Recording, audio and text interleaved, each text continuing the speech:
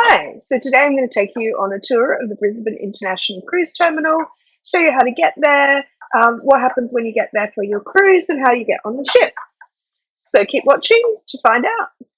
I am on a Transpacific cruise on the Carnival Luminosa. So we left Brisbane Port yesterday. So I'm going to tell you all about the terminal. So where is the terminal? So the terminal is located in Pinkenba. So it used to be in the city, and then they moved it further upstream because the ships got larger and the ships couldn't fit in down where they were going in earlier, or they couldn't turn around. So they moved it out. So it's now actually a bit away from the city. It's kind of near the airport, though you can't just get there from the airport.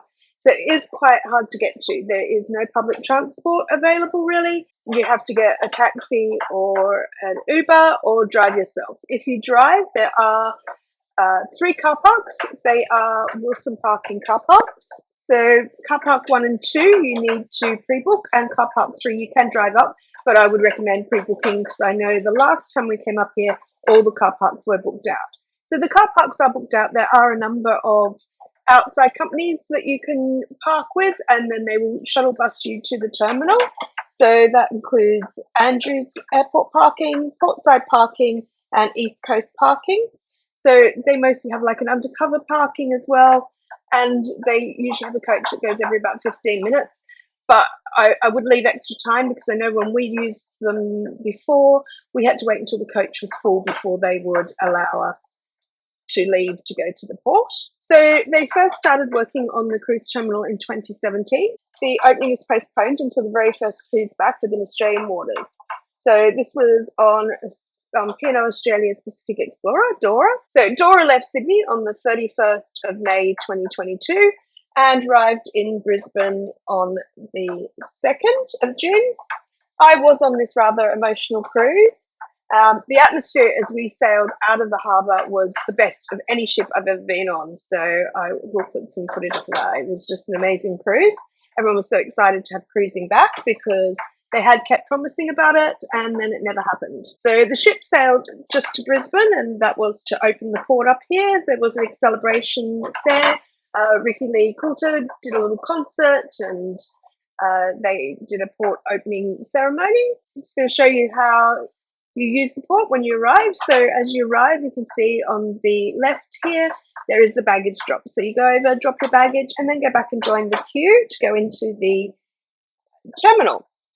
When you go into the terminal, you go straight in and straight up the escalators to the check-in desks, and how long you have to wait depends on what time you arrive, what time your check-in time is, how many people have arrived earlier than their check-in time as well. So you join that queue, and they check your boarding pass and your passport. If it's in Australian waters, you can use your driver's license or a Medicare card if you're under 18. And any visas required. So like in the case of this one, because we were going to Japan and America, they had to check that everybody had the required visas to be able to get into those countries. In the case of Australians, that was an ESTA to get into America and nothing for Japan. So after that, they take your photo and they stamp your boarding pass, which is what you use when you get on until you get your card. So then from there, you go around and continue through to where they check your luggage, put them through the scanners. You have to get your laptops and everything out for that. And you join that queue, and then you go through there. And if everything's okay, you're not smuggling on extra cans of soft drink or anything like that, then you go through to the passport control. There's no footage, obviously, in these areas because it's not allowed, but you go to normal passport control, go up, hand over your passport, they check your passport, and then they wave you through. And then once you go through, you go straight onto the ship.